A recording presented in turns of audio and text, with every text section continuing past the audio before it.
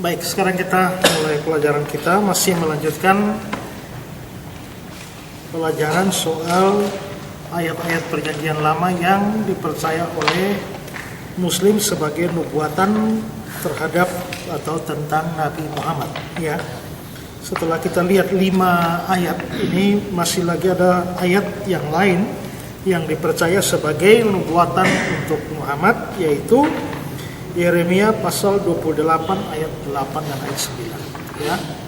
Yeremia 28 ayat 8 sampai 9. Nabi-nabi yang ada sebelum aku dan sebelum engkau dari dahulu kala telah bernubuat kepada banyak negeri, dan terdapat kerajaan-kerajaan yang besar tentang perang dan malapetaka dan penyakit sampat.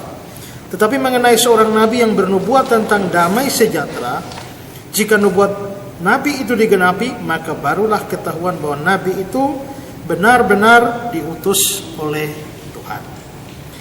Nah, yang menjadi tekanan di situ adalah kata damai sejahtera, ya. Dan sebagian Muslim percaya bahwa nabi yang bernubuat tentang damai sejahtera ini adalah Muhammad. Karena kata damai sejahtera itu katanya bahasa aslinya adalah al-shalom, yang dalam bahasa Arabnya adalah al-Islam. Ya, al-Islam. Itu pandangan mereka demikian. Ini orang yang namanya Dofir Suhri. Dia menulis begini. Di dalam kitab Injil Ibrani, kalimat yang dibold, maksudnya yang ditebalkan, ya, damai sejahtera itu, ya. Kalimat yang dibold tersebut ditulis dalam kata al-shalom, bahasa Ibrani atau Palestina, dan kata al-Islam. Sementara Lembaga Alkitab Indonesia berusaha menyembunyikan keterangan ini dengan mengganti al-shalom menjadi kata damai sejahtera, yang membuat umat Kristen dan Muslim tidak mampu untuk membayangkan sosok sebuah agama Islam, sebuah agama yang bernama Islam. Ya, jadi itu kan ada kata damai sejahtera. Menurut dia itu adalah seharusnya ini Ibraninya adalah al-shalom atau Ibraninya adalah al-Islam.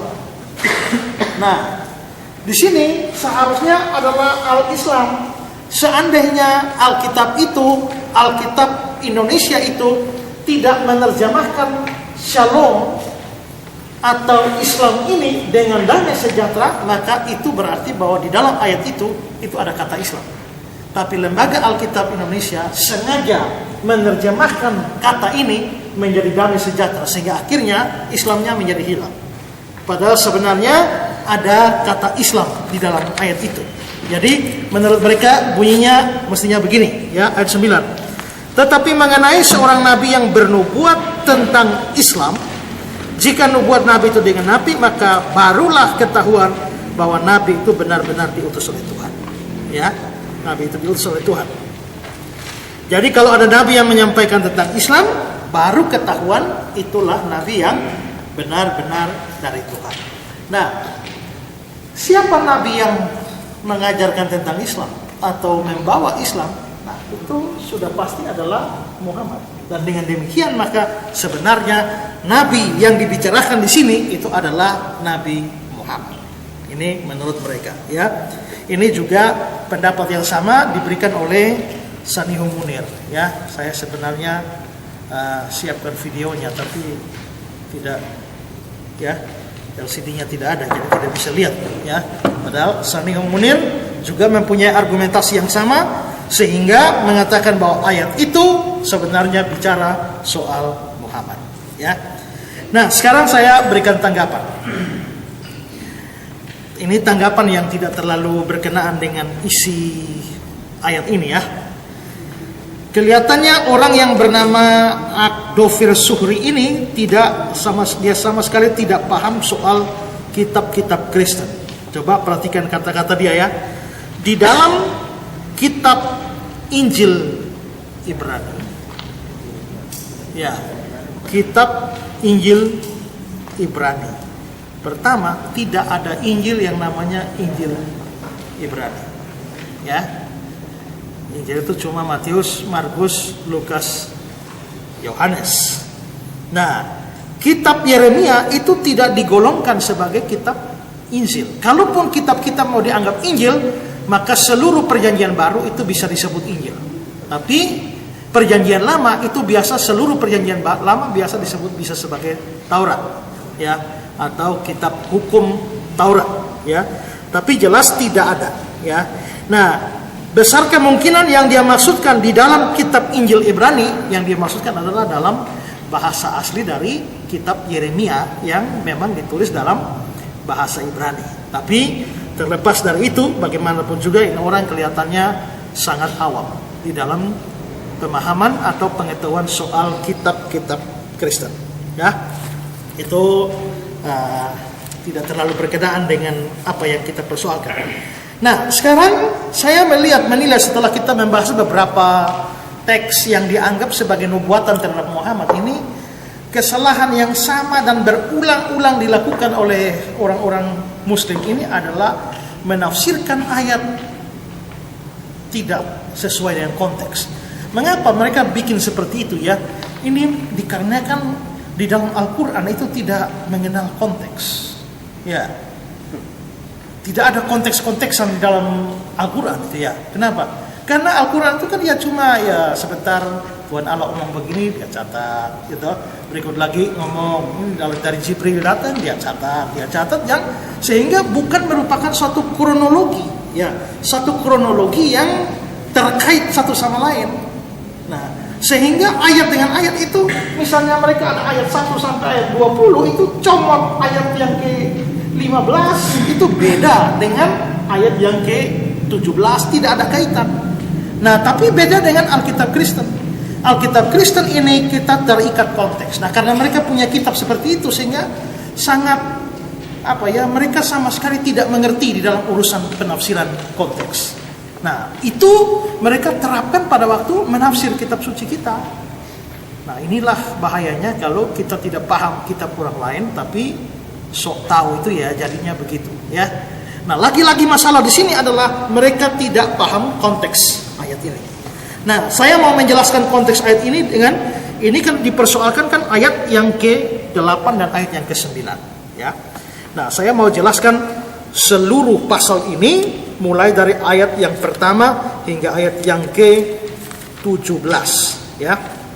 Nah, kalau saudara perhatikan baca seluruh pasal ini ceritanya begini, bahwa ada seorang nabi yang namanya Hananya. Ini ceritanya bahwa bangsa kita tahu ya, Israel sudah pecah ya menjadi dua, ada Israel, ada Yehuda, ya. Dan Israel ini sudah dihancurkan oleh Asyur, dan Yehuda ini sudah dihancurkan oleh Babel di bawah Nebukadnezar, dan semua perkakas bait suci dari Yehuda ini itu sudah dibawa ke Babel. Nah, pada saat seperti itu orang Yahudi juga dibawa ke pembuangan. Sementara mereka ada di pembuangan, lalu muncullah Nabi Hananya bikin nubuat yang bagus.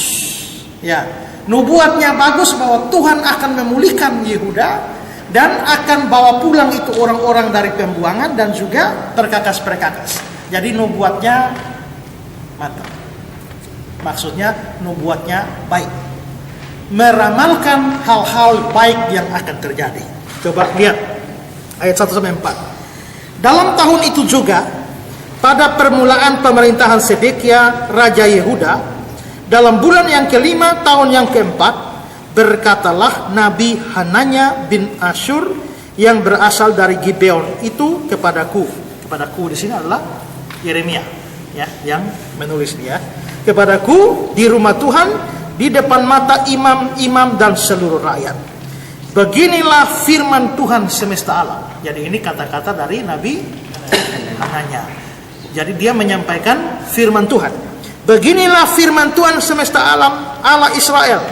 Aku telah mematahkan Kuk Raja Babel. Bagus tidak beritanya?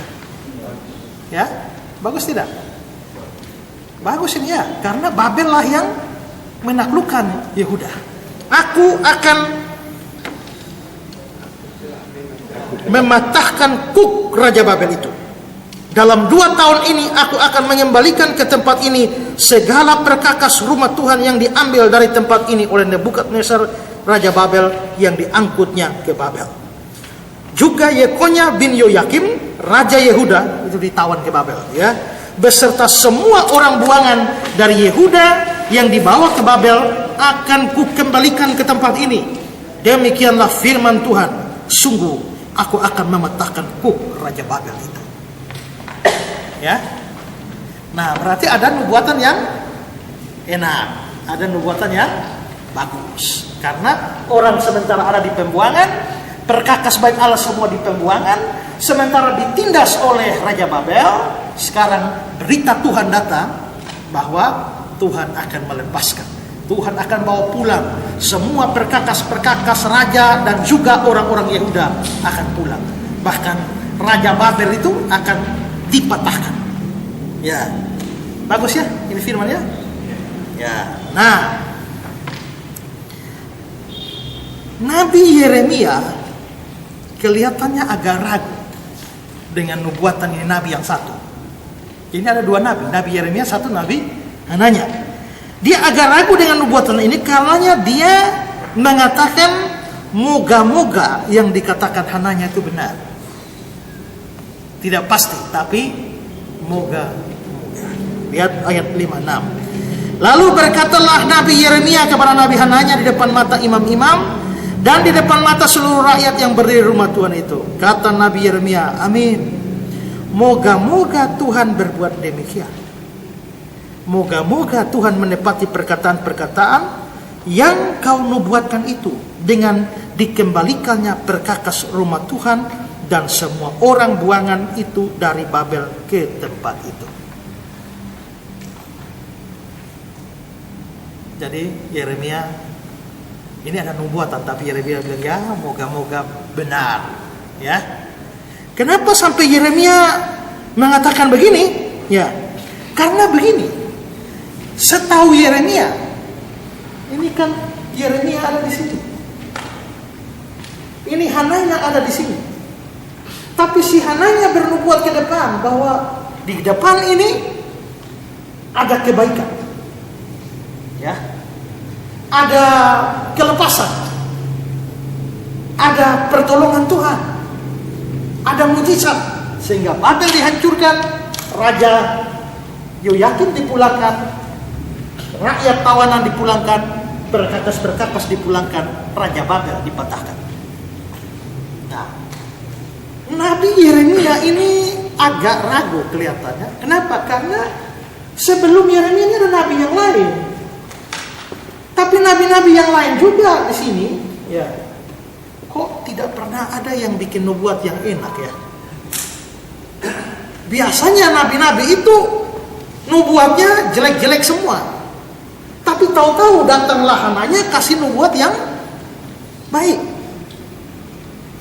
Makanya Yeremia kelihatannya agak ragu. Ya. Coba lihat ayat 7 dan 8.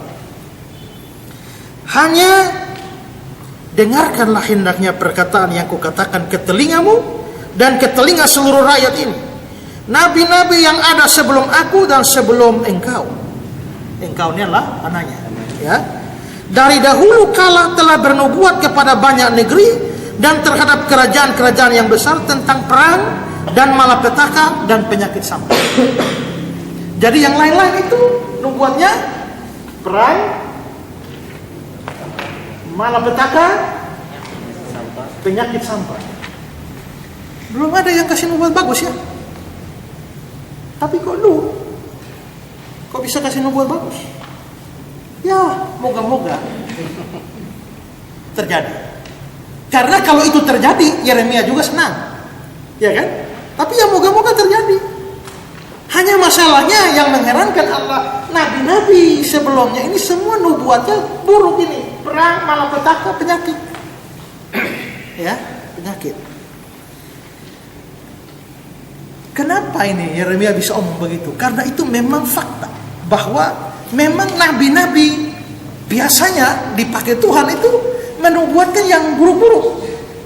Apalagi dalam konteks umat yang berdosa pada zaman itu. Ini kan di dalam kitab Yeremia. Kita lihat geser sedikit saja ke dalam kitab yang sama di Yeremia pasal 6. Coba lihat ayat 13-14. Sesungguhnya dari yang kecil sampai yang besar di antara mereka semuanya mengejar untung, baik nabi maupun imam mereka melakukan tipu. Jadi ini kelihatannya nabi-nabi kurang beres ini, ya. Nabi-nabi palsu ini, imam-imam palsu yang hanya cari untung dan tipu. Ayat 14. Mereka mengobati luka umatku dengan memandangnya ringan. Katanya, damai sejahtera, damai sejahtera.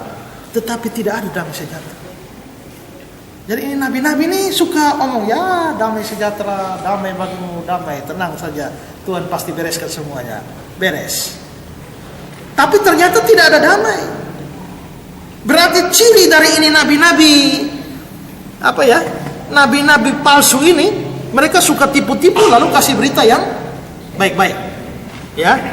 Lalu Yeremia 14 ayat 13-15. Lalu aku berkata, Yeremia berkata, aduh Tuhan Allah, bukankah para nabi telah berkata kepada mereka, kamu tidak akan mengalami perang dan kelaparan tidak akan menimpa kamu.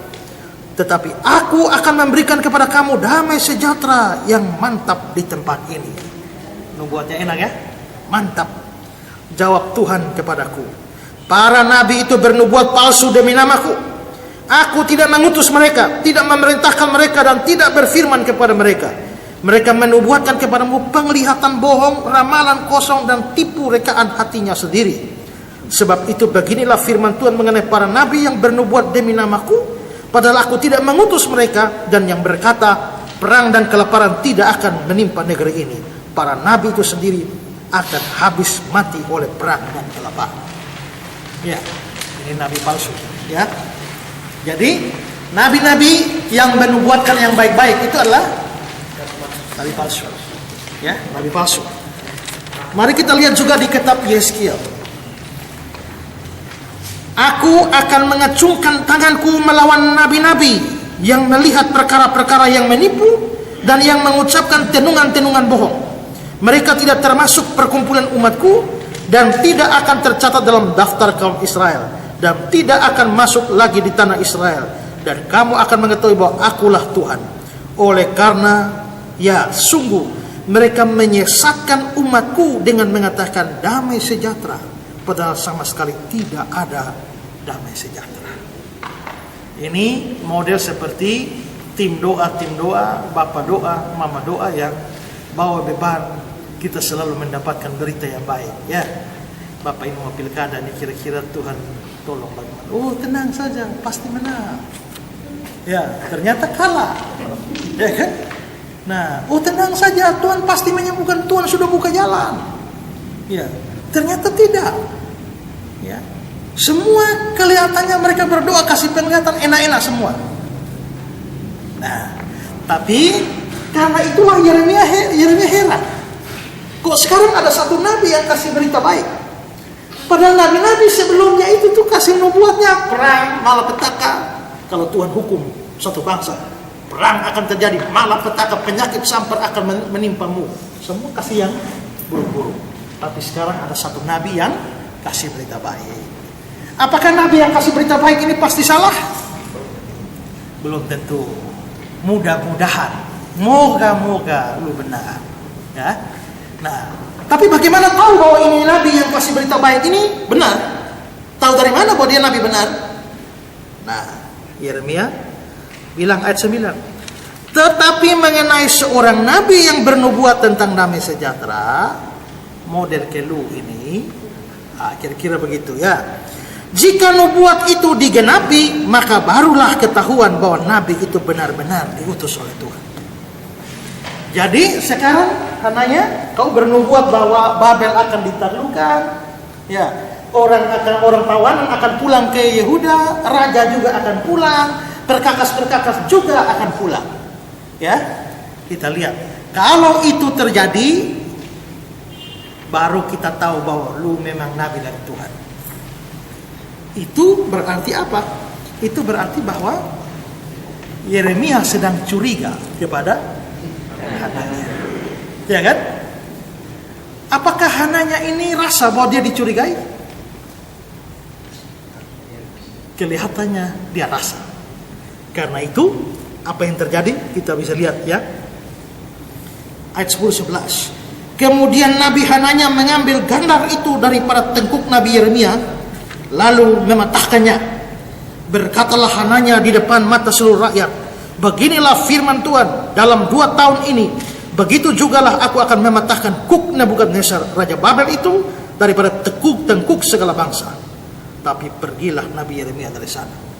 Ya, jadi ini Yeremia ada tengkuk yang Tuhan suruh dia pakai. Ya, jadi untuk meneguhkan berita yang dibawa oleh Hananya, karena dia anggap Yeremia ragu, dia langsung pergi ambil tengkuk, dia kasih patah. Beginilah Tuhan akan patahkan. Berarti dia sekarang sedang meyakinkan umat bahwa nubuatan yang dia berikan itu memang dari Tuhan. Tapi kelihatannya Yeremia curiga. Makanya Yeremia pergi dari situ. Yeremia pergi dari situ. Nah, tapi rupanya nubuatannya Hananya ini bukan dari Tuhan. Ya, bukan dari Tuhan. Maka begitu Yeremia pergi, Tuhan mulai kasih firman kepada Yeremia. Ya, firmannya bagaimana? Ayat 12-14. Maka sesudah Nabi Hananya mematahkan gandar daripada tengkuk Nabi Yeremia, datanglah firman Tuhan kepada Yeremia. Pergilah mengatakan kepada Hananya, beginilah firman Tuhan, engkau telah mematahkan gandar kayu, tapi aku akan membuat gandar besi sebagai gantinya. Ya, karena si Hananya sudah kasih patah ini kayu. Nah sekarang Tuhan kasih tahu, lu kasih patah itu kayu, tapi saya akan ganti dengan besi. Yang bilang adalah Tuhan. Ya, sebab beginilah firman Tuhan semesta alam, Allah Israel, kuk besi akan kutaruh ke atas tengkuk segala bangsa ini, sehingga mereka takluk kepada Nebukadnezar Raja Babel. Sungguh mereka akan takluk kepadanya, malahan binatang-binatang di padang telah kuserahkan kepadanya. Jadi ternyata Tuhan memang mau membuat Babel menaklukkan bangsa-bangsa. Semua bangsa itu akan takluk di bawah Babel. Tapi Hananya bikin nubuat yang enak bahwa Raja Babel akan dihancurkan.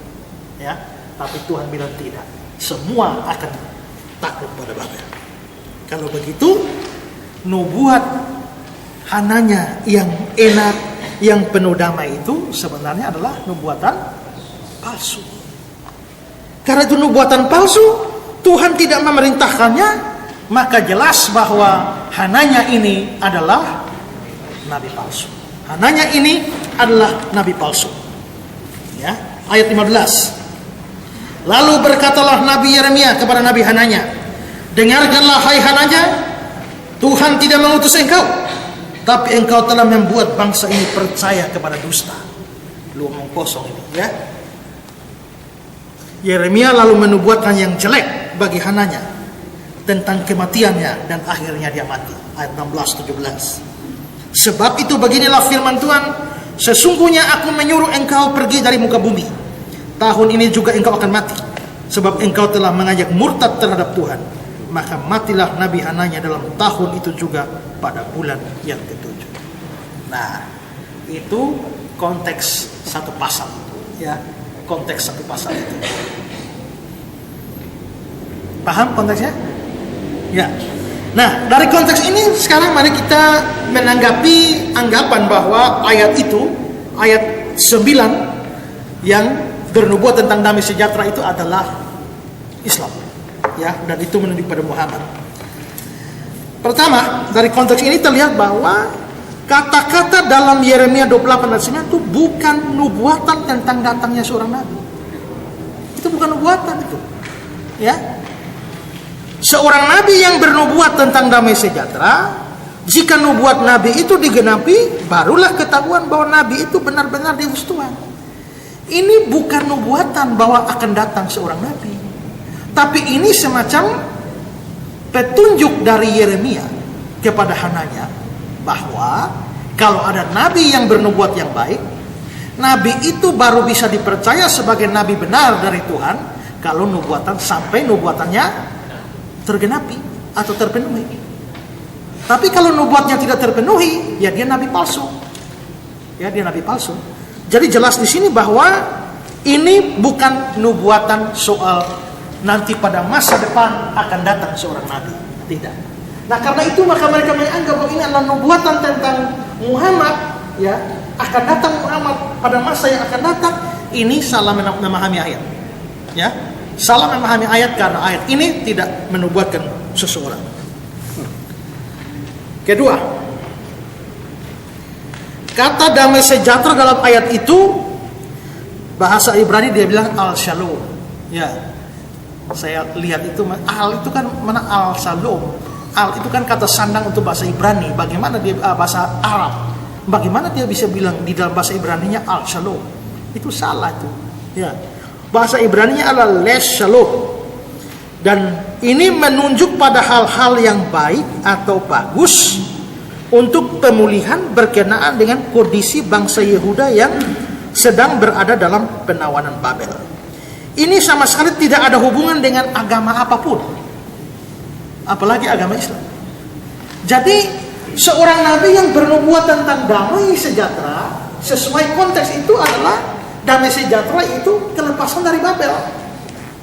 Ya, itu kelepasan dari Babel, itu sesuai dengan konteksnya bahwa Babel akan ditaklukkan, raja akan dipulangkan, perkakas-perkakas akan dipulangkan, orang-orang tertawan akan dipulangkan. Itulah yang dimaksudkan dengan damai sejahtera di dalam teks itu. Ini tidak ada hubungan dengan satu agama, sehingga menafsirkan bahwa itu adalah nubuatan yang menuju pada agama Islam.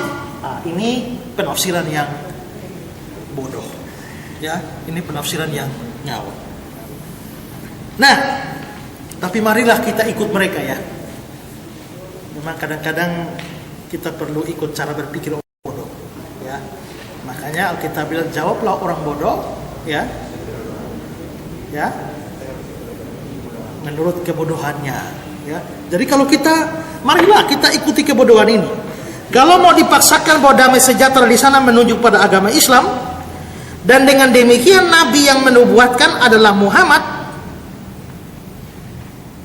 ya, maka ini nabi yang menubuatkan adalah Muhammad dan ini adalah damai sejahtera. Kalau kita mau ikut itu, maka ingat bahwa sesuai konteks pasal ini, justru nabi yang menubuatkan tentang damai sejahtera atau yang disebut Islam oleh mereka itu adalah nabi palsu yang tidak sedang menyampaikan firman Tuhan.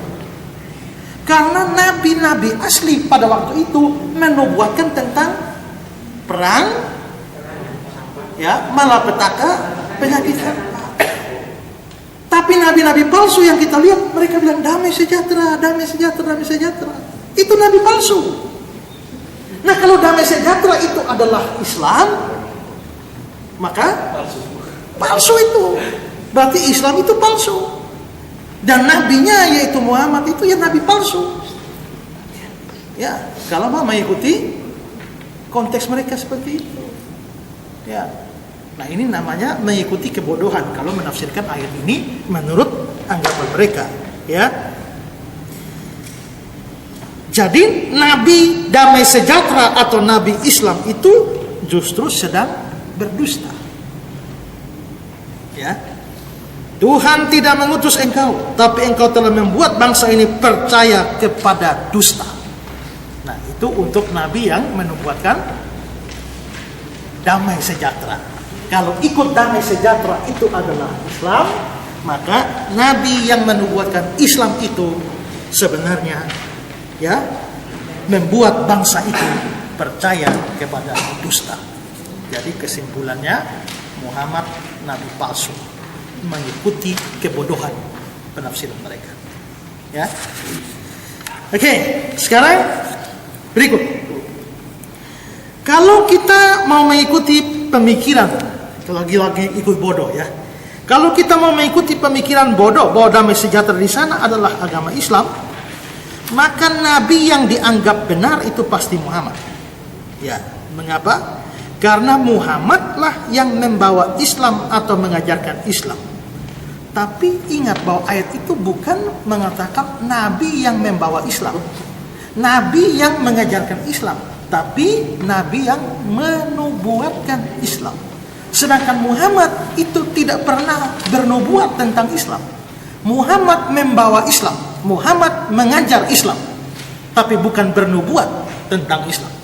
Padahal menurut ayat itu seorang nabi yang bernubuat tentang damai sejahtera. Kalau mereka artikan damai sejahtera Islam adalah seorang nabi yang bernubuat tentang Islam.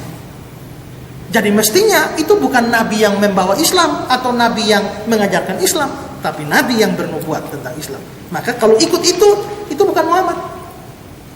Muhammad tidak cocok dengan ayat itu. Kalau sekali lagi kita mau ikuti cara berpikir yang bodoh di dalam penafsiran ayat ini. Ya, karena itu si Saniho Munir juga ya, dia boleh ngomong saya yang aneh-aneh, tapi menurut saya dalam hal ini dia memang otak parah. Ya. Ya. Itu yang dia lah yang pernah saya putar videonya yang dia bilang Esra ngelunjak. Nah, itu ini Saniho Munir itu ya. Nanti setelah saya tanggapi dia, saya kirim ke dia. Kemarin saya ulang tahun juga, dia inbox saya selamat ulang tahun ya, sebelum terima kasih. Habis itu baru saya kirim video ke dia. Ya. Nah, sekarang ketiga, ini yang menurut tadi penulis yang dari awal pertama kita kutip itu adalah bahwa dibilang bahwa sebenarnya damai sejahtera itu kan al-Islam. Ya. Jadi ada kata Islam di dalam ayat itu, tapi Lembaga Alkitab Indonesia menyembunyikan kata Islam ini dan menerjemahkan Shalom dalam bahasa Ibrani. Itu sama dengan Islam. Tapi Lembaga Alkitab menerjemahkan kata Shalom ini menjadi damai sejahtera supaya nama Islam itu hilang dari teks itu. Nah, ini juga menurut saya tudingan yang bodoh yang tidak paham apa-apa soal penerjemahan ya. Saya sudah pernah beritahu saudara ya, kalau kita mau mengerti arti atau makna satu kata dalam bahasa asli, maka kita harus melihat kata itu dipergunakan di sepanjang Alkitab. Seperti kita sudah mensurvei kata Mahmad atau Mahmadim. Itu lihat, misalnya kata Ibrani Mahmadim itu dipakai di mana saja, di seluruh perjanjian lama, itu mesti cek. Artinya apa di sini? Di sini artinya begini, di sini artinya begini, di sini artinya begini. Itu cara studi kata. Nah, sekarang kalau kita mau studi kata-kata shalom, ya, maka kata shalom ini ternyata maknanya sangat luas. Kebanyakan kita mengartikan shalom artinya, ya, damai sejahtera. Padahal kata shalom ini luas maknanya. Saya kasih beberapa contoh ya. Coba Mazmur 38 ayat 4. Tidak ada yang sehat pada dagingku oleh karena amarahmu. Tidak ada yang shalom pada tulang-tulangku karena dosa. Tidak ada yang shalom. Jadi tulang-tulangku tidak shalom. Ya. Kalau begitu apa artinya? Berarti tulang-tulangku tidak damai sejahtera. Tidak bisa diartikan begitu. Ya. Nah, itu berarti shalom itu bisa mengandung makna sehat atau baik-baik saja. Ya. Contoh ya, contoh perbandingannya dengan makna yang sama. Benar berkatalah Yoab kepada Amasa, engkau shalom saudaraku, engkau baik-baik saudaraku. Maksudnya kamu sehat-sehat. Nah, di sini shalom artinya baik-baik saja dalam artian sehat-sehat saja. Sehat itu adalah shalom. Kejadian 37 ayat 14. Kata Israel kepadanya, pergilah engkau melihat apakah shalom keadaan saudara-saudaramu? Ya, apakah baik keadaan saudaramu? Nah, itu berarti bahwa shalom artinya baik-baik saja. Ya. 1 Raja-Raja 2:13. Pada satu hari Adonia anak Hagit masuk menghadap Batsheba, ibu Salomo. Lalu perempuan itu berkata, apakah engkau datang dengan maksud shalom? Jawabnya, ya shalom. Apakah kamu datang dengan maksud damai? Ya, damai. Berarti di sini shalom artinya damai. Keluaran 18 ayat 7. Lalu keluarlah Musa menyongsong mertuanya itu. Sujudlah ia kepadanya dan menciumnya. Mereka menanyakan shalom masing-masing. Di sini diterjemahkan keselamatan masing-masing. Berarti shalom artinya selamat. Ya. Shalom itu artinya selamat. Yeremia 38 ayat 4. Sungguh orang ini tidak mengusahakan kesejahteraan, mengusahakan shalom untuk bangsa ini, melainkan kemalangan. Shalom artinya kesejahteraan atau sejahtera. Mazmur 73 ayat 3. Sebab aku cemburu kepada pembual-pembual kalau aku melihat shalom orang-orang fasik. Artinya kemujuran. Berarti shalom artinya mujur. Begitu ya. Shalom artinya mujur. Ayub 21 ayat 9. Rumah-rumah mereka shalom, tak ada ketakutan. Di sini di Alkitab Indonesia terjemahkan aman. Berarti shalom artinya aman. Ya, aman.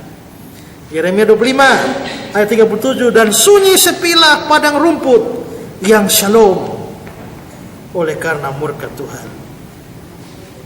Shalom artinya sentosa menurut ayat ini.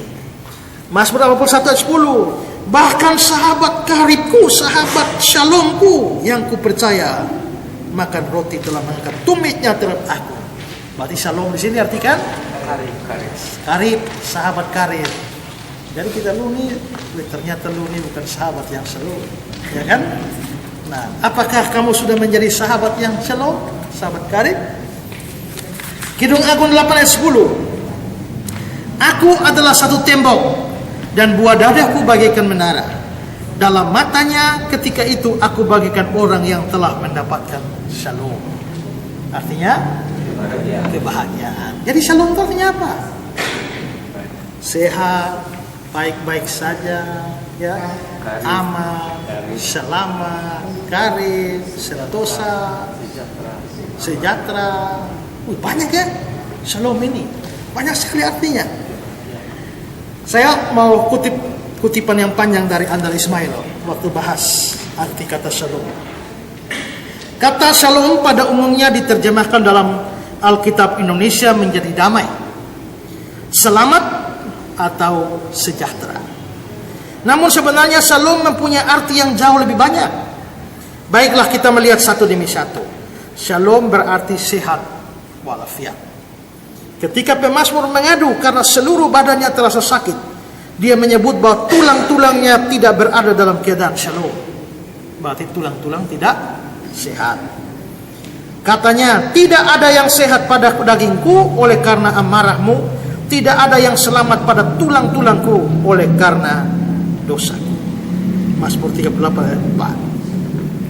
Itu pertama, shalom bisa artinya sehat walafiat. Kedua, shalom bisa berarti kesuburan negeri. Jadi negeri yang subur itu shalom. Tandanya adalah hasil panen yang berlimpah. Pemazmur bernyanyi, tetapi orang-orang yang rendah hati akan mewarisi negeri dan bergembira karena shalom yang berlimpah-limpah. Berarti shalom itu diartikan sejahtera, tapi maksudnya sejahtera dalam artian negerinya subur, ya.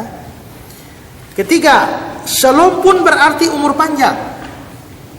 Shalom berarti meninggal dunia setelah menempuh hidup yang penuh arti.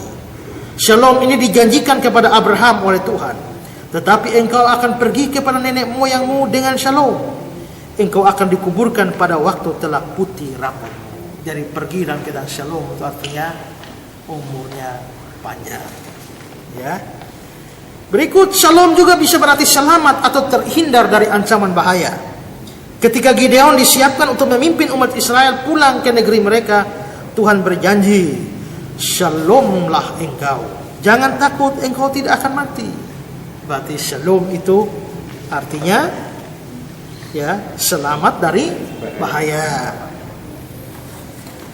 Shalom pun berarti berhasil dalam upaya dan jerih payah.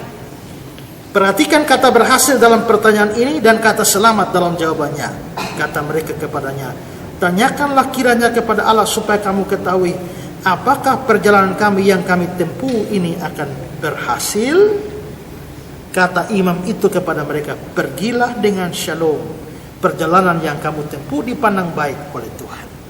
Apakah kami akan berhasil? Ya, pergilah dengan shalom. Artinya, pergi, kamu akan berhasil. Shalom juga berarti hidup rukun dengan orang lain. Perhatikan istilah perhubungan baik di Hakim-Hakim 4 ayat 17, terlebih lagi dalam keluarga. Jadi kalau tidak rukun, artinya tidak ada shalom. Bahkan shalom itu bisa juga meluas dengan sahabat. Yonatan berkata kepada Daud, pergilah dengan shalom.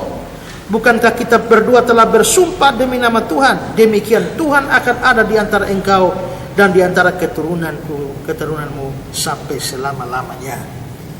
Jadi shalom adalah damai sejahtera dalam arti seluas-luasnya. Shalom adalah keadaan. Kata sifatnya shalem, berarti utuh. Shalom adalah keadaan tidak terganggu oleh penyakit, malapetaka, keributan, kekerasan, dan perpecahan. Shalom adalah keadaan serasi dan selaras.